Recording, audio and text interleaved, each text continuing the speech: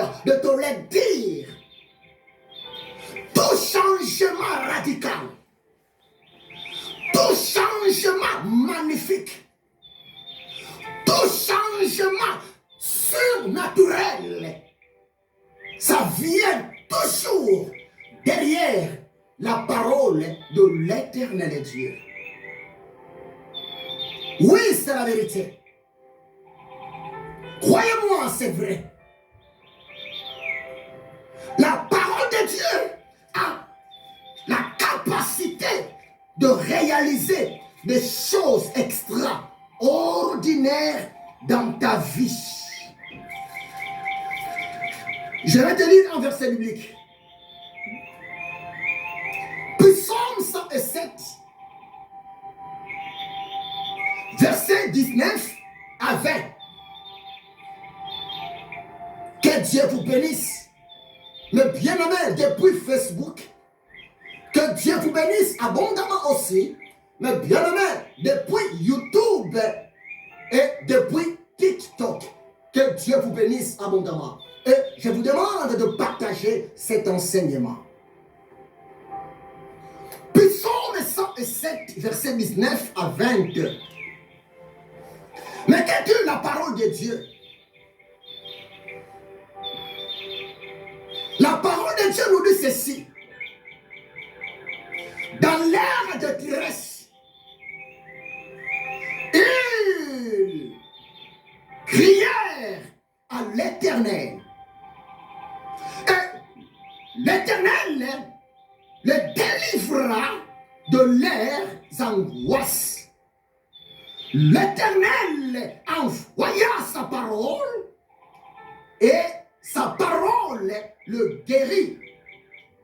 L'Éternel le fit échapper de la force. Parole du Seigneur.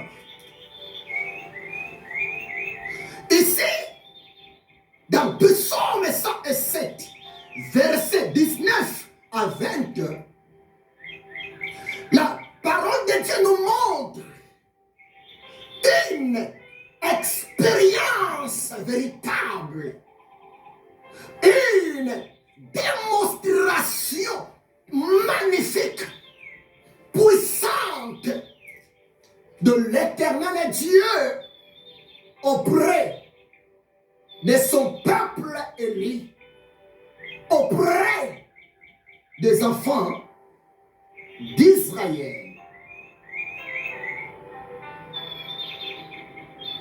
Dans l'ère de Thérèse, Israël crièrent à l'Éternel. Et l'Éternel délivra son peuple Israël de leurs angoisses. L'Éternel envoya sa parole et le guérit. L'Éternel le fit échapper de la fosse. Parole du Seigneur bien-aimé. Nous voyons ici clairement, mon ami,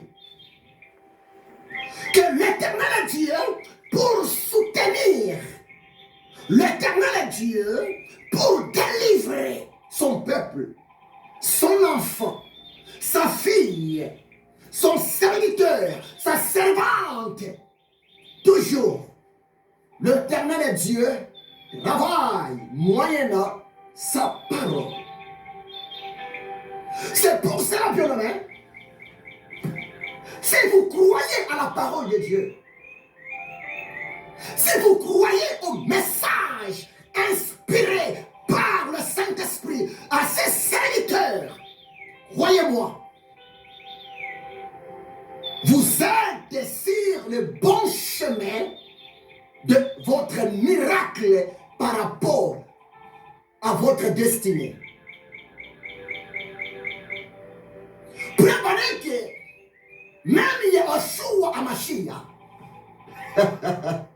vers l'an 33, si vous lisez Matthieu chapitre 10, verset 40 à 42, Matthieu chapitre 10, verset 40 à 42, le roi des rois, Jésus de Nazareth, parce que dans l'évangile selon Matthieu, Jésus-Christ de Nazareth est représenté comme étant le roi des Juifs, le roi d'Israël qui devrait venir libérer son peuple sous la main de l'air oppresseur. Oui, c'est la vérité. Jésus-Christ est le roi des Juifs. Pas seulement le roi des Juifs, Jésus-Christ est aussi devenu le roi de païens. Qui est un païen? En un mot, un païen, c'est toute personne qui est née non juive. Un païen, c'est toute personne qui ne possède pas en elle la semence d'Ibrahim, la semence d'Abraham. Un païen, en un mot, c'est toute personne étrangère à la loi de l'éternel Dieu, le Dieu d'Abraham, d'Isaac et d'Israël. Mais écoutez-moi très bien. Au nom de la grâce, et à cause de la grâce, le païen que nous sommes, les autres peuples de la terre, les autres nations de la terre, par notre foi en Jésus-Christ de Nazareth, nous sommes considérés par la grâce de Dieu comme étant le peuple de l'éternel Dieu. C'est ça la grâce.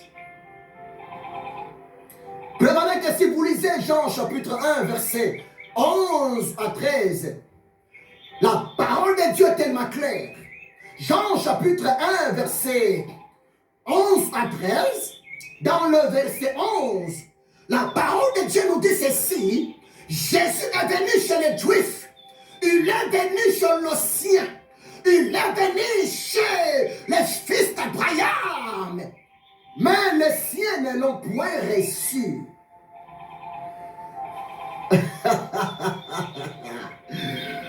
Le Messie était venu pour sauver son peuple, mais le peuple du Messie, le peuple terrestre du Messie, le peuple physique du Messie, le peuple biologique du Messie, la semence physique d'Abraham, par manque de révélation à la personne du Messie, eux-mêmes les Juifs ont livré leur sauveur entre les mains des Européens, entre les mains des Romains.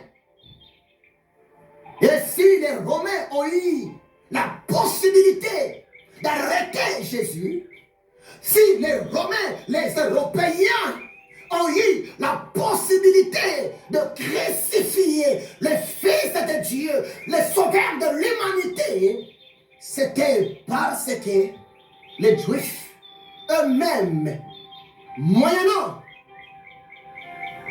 Judas Iscariote, en collaboration avec les principaux, les souverains sacrificateurs, les scribes, par la jalousie, par l'aveuglement spirituel, par leur méchanceté, ils ont vendu les sauveurs de l'humanité entre les mains de pécheurs. Et Yehoshua Hamashiach était tué. Mais gloire à Dieu, tôt le matin, le dimanche, Jésus-Christ était ressuscité des morts. En Jésus, nous autres, par la foi en Jésus, nous sommes devenus aussi les enfants de la promesse. Le peuple de l'éternel Dieu. Préparez que Paul dira dans Ephésiens 2, verset 8, C'est par la grâce que nous sommes sauvés. C'est par la grâce. Et prophétiquement, la grâce, c'est une personne. Oui, bien-aimé. Merci Saint-Esprit. La grâce qui sauve quelqu'un, la grâce qui libère quelqu'un, la grâce qui change le cœur d'un pécheur à une nouvelle créature, cette grâce-là, c'est une personne. C'est Jésus-Christ de Nazareth. Jésus-Christ de Nazareth. L'un de ses noms, il s'appelle aussi Monsieur la grâce. Oui. C'est par la grâce de Dieu. C'est par Jésus-Christ. C'est par le Messie, Yahushua HaMashiach, que nous, les autres peuples de la terre, les idolâtres, le peuple sans loi, le peuple ni foi, nous sommes sauvés au moyen de la foi. C'est pour cela, ce message est aussi pour toi, Congolais. Ce message est aussi pour toi, mon ami français. Ce message est aussi pour toi, mon ami américain. Parce que, en Jésus-Christ de Nazareth, l'Éternel Dieu n'est pas seulement limité aux Juifs. En Jésus-Christ de Nazareth, l'Éternel Dieu, il est aussi le Dieu de toutes personnes sur la terre qui acceptent Jésus-Christ dans sa vie, dans son cœur, comme son Seigneur et son Sauveur personnel. Alléluia. Croyez-moi, c'est la vérité. Parce que le Dieu d'Abraham, le Dieu d'Isaac, le Dieu d'Israël n'est pas un juif. Dieu est esprit. Retenez ça. Le Dieu des Juifs n'est pas un juif. Le Dieu même de chrétien n'est pas un chrétien. Le Dieu des Arabes, Allah, n'est pas un Arabe, mais le Créateur incréé. Le Tout-Puissant est le Shaddai. Adonai, le lit étalé, Yahushua HaMashiach. Et tant que Dieu, Dieu est esprit. Jean chapitre 4, versets 23 à 24. Même Jésus dira un jour à la femme samaritaine, l'heure vient, elle est déjà venue, où les vrais adorateurs, où les vrais hommes de prière, où les vraies femmes de prière adoreront Dieu en esprit et en vérité. Car Dieu est esprit et il faut que ceux qui l'adorent doivent l'adorer en esprit et en vérité. Oh, bien-aimé, tu ne peux jamais adorer Dieu en esprit et en vérité si tu n'es pas affranchi par la parole de la vérité qui est Jésus-Christ, le Messie, la vérité. Jean chapitre 8, verset 36. Jésus dira à la femme adultère. Et Jésus dira aussi aux Juifs. Si donc le Fils de l'homme vous affranchit, et vous serez réellement libre. Jean chapitre 8, verset 32. Jésus dira encore, vous connaîtrez la vérité et la vérité vous rendra libre. La vérité vous affranchira. Laissez-moi t'informer. La vérité qui affranchit, ce n'est pas Abraham. La vérité qui affranchit, ce n'est pas Isaac. La vérité qui affranchit, ce n'est pas Isaac, Jacob. La vérité qui affranchit, ce n'est pas les prophètes. Ce ne sont pas des prêtres, des archibishops. La vérité qui affranchit, ce n'est pas le marabout. La vérité qui affranchit, ce n'est pas Monsieur le Pape. La vérité qui affranchit, ce n'est pas, bien aimé, la Sainte Vierge Marie. La vérité qui affranchit, ce n'est pas le prophète, le bishop, ce n'est pas le pasteur. La vérité qui affranchit, ce n'est pas votre oncle, ce n'est pas votre mari, ce n'est pas votre femme. La vérité qui affranchit, ce n'est pas la constitution de votre pays. La vérité qui affranchit, ce n'est pas Lucifer, ce n'est pas vos grands-maîtres satanistes. Écoutez-moi très bien.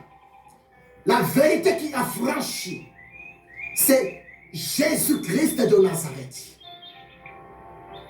Jésus ne possède pas la vérité. Jésus n'a pas une vérité. Mais laissez-moi te dire ce qui est vrai. Jésus-Christ de Nazareth, c'est lui qui est la vérité. La vérité faite chair, c'est Jésus-Christ. Alléluia. Rebabo shenda rabo ye kantaraba shandara manashike. La vérité qui a franchi, c'est Jésus-Christ de Nazareth. Il a bien dit cela. Jean chapitre 14, verset 6. Jésus a dit, je suis le chemin. Le chemin du ciel. Je suis le chemin. Le chemin de ta destinée.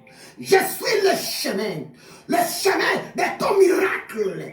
Je suis le chemin de ta bénédiction, le chemin de ton mariage, le chemin de ta réussite. Alléluia.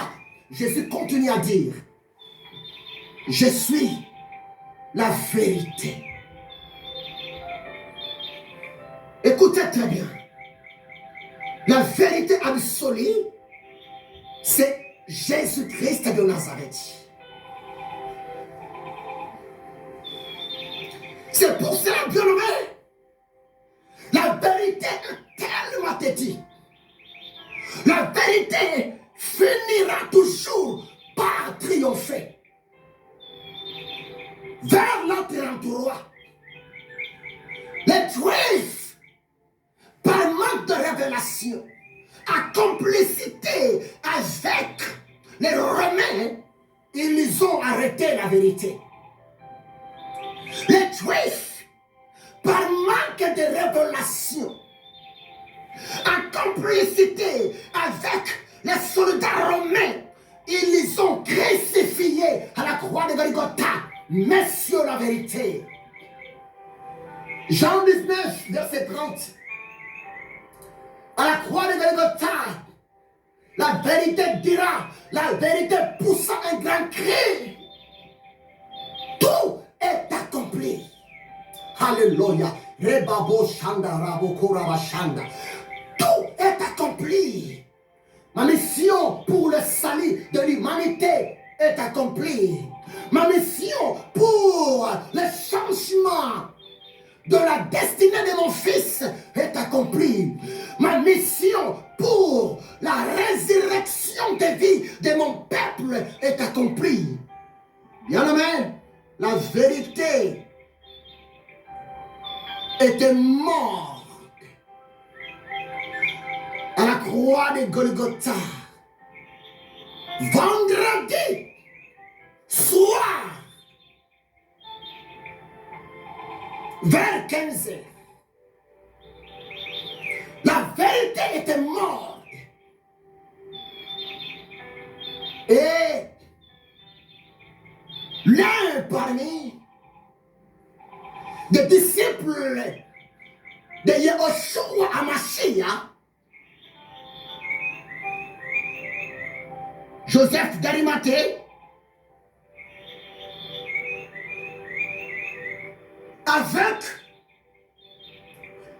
le révérend docteur de la loi, Nicodème, ils ont récupéré le cadavre de la vérité à la croix.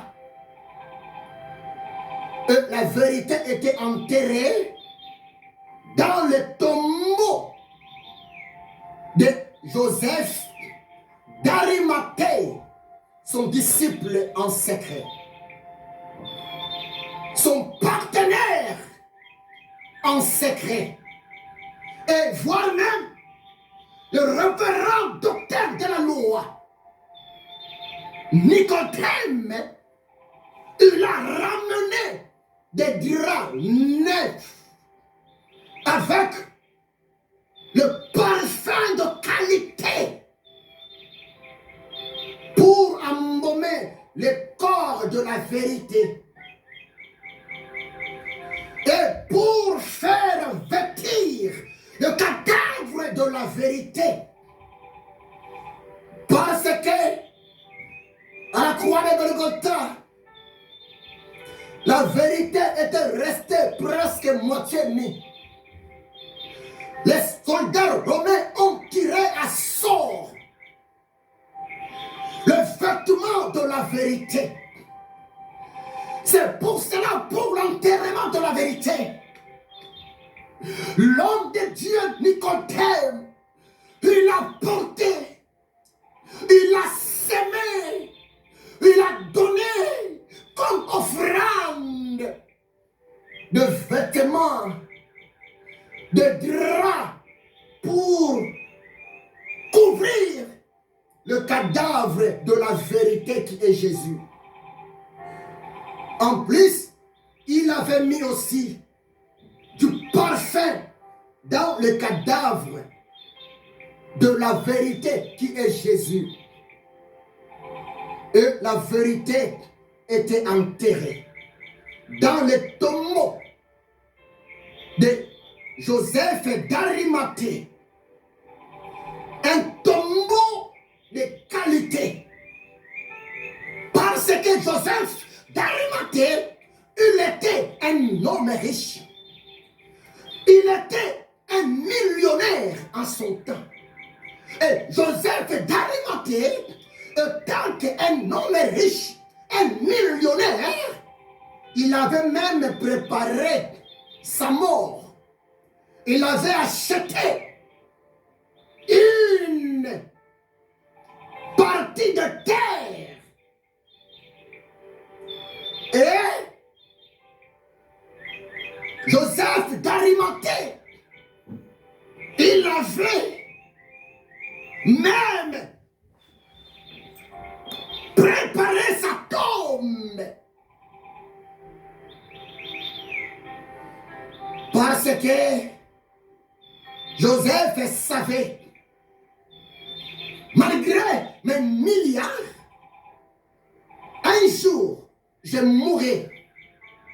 Et Joseph dira à sa famille, à ses serviteurs, le jour de ma mort, vous devrez m'enterrer au tombeau que j'ai acheté avec avec beaucoup d'argent.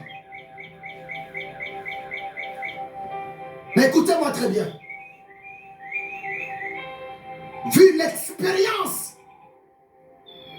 personnelle, vu la manifestation de la puissance de la vérité avant sa mort, Joseph d'Arimathée était convaincu que Jésus-Christ, c'est lui qui est le Messie, le Sauveur, le Créateur. C'est pour cela, le jour de la mort de Jésus, Joseph d'Arimathée, il l'avait même modifié. Bien-aimé, son testament. Joseph d'Arimathée, il avait même modifié sa déclaration. Et Joseph d'Arimathée, il avait semé sa tombe à son maître, Jésus-Christ de Nazareth, Monsieur la vérité, pour être enterré le jour de sa mort. Écoutez-moi très bien. C'est une parenthèse. Je vous parle à vous. Les hommes millionnaires. Je vous parle à vous. Les hommes d'État. Les hommes d'affaires. Le chef d'entreprise. Écoutez-moi très bien. Si l'Éternel Dieu, par sa grâce, il vient de t'ouvrir les yeux pour comprendre la personne qui est devant toi, c'est un homme de Dieu. La personne qui est devant toi, c'est une femme de Dieu. Homme d'affaires, femme d'affaires, écoutez-moi très bien. Millionnaire, milliardaire, écoutez-moi très bien. Je vous demande de soutenir. Je vous demande de bénir. Je vous demande de partager même votre richesse avec les hommes de Dieu, les femmes de Dieu. Vous serez bénis. Croyez-moi, c'est la vérité. Ma soeur, si le Saint-Esprit te met à cœur, si le Saint-Esprit, mon frère, te met à cœur, te touche, d'aller bénir un homme de Dieu quelque part, d'aller bénir une femme de Dieu quelque part, ne faut jamais hésiter. Obéissez à la voix du Saint-Esprit. Va s'aimer. Va donner. Tu ne sais pas ce que Dieu fera de toi demain. Bien-aimé, je essayais un peu de lire toute la Bible. Nulle part dans la parole de Dieu, la Bible nous parle sur la mort et l'enterrement de cet homme, Joseph d'Arimathée. C'est une parenthèse. Joseph d'Arimathée, il avait semé sa tombe à Jésus. Donc, Joseph d'Arimathée, il était resté sans tombe. Ma question est celle-ci. Joseph d'Arimathée, après le départ, après l'ascension, après l'enlèvement de Jésus au ciel, Joseph d'Arimathée était mort. Il était enterré où? Ou bien Joseph d'Arimathée était enlevé du ciel comme Enoch. Ou bien Joseph d'Arimathée était enlevé au ciel comme Élie. Je ne sais pas. Mais ce qui est vrai, la tombe où Jésus-Christ était enterré, ce n'était pas la tombe de Marie, sa maman biologique. La tombe où Jésus était enterré, ce n'était pas la tombe de Joseph, son papa adoptif. La tombe que Jésus était enterré, c'était la tombe de notre homme. C'était la tombe d'une autre personne. Mais la personne est là, elle était un disciple pour Jésus-Christ de Nazareth, mais un disciple dans l'ombre.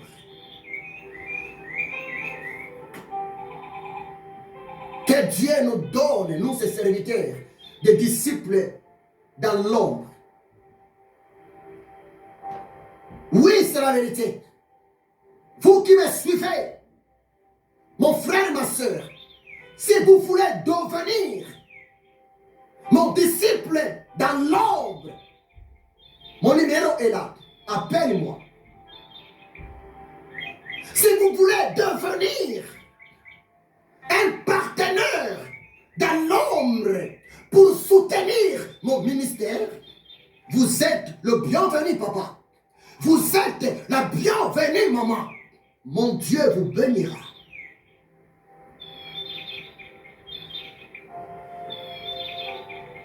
Je suis rien qu'au début.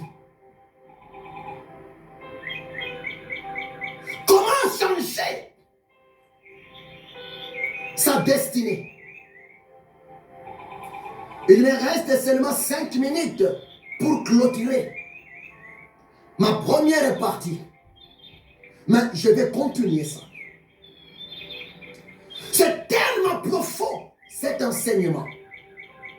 Je suis rien qu'au début de mon enseignement que le Saint-Esprit m'a donné pour vous hier à 2h du matin.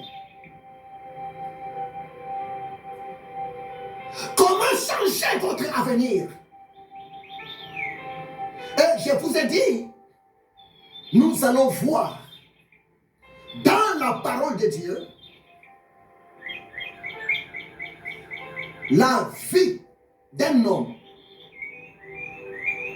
la vie d'une personne qui s'est décidée pour changer sa destinée. Et je suis obligé de m'arrêter ici.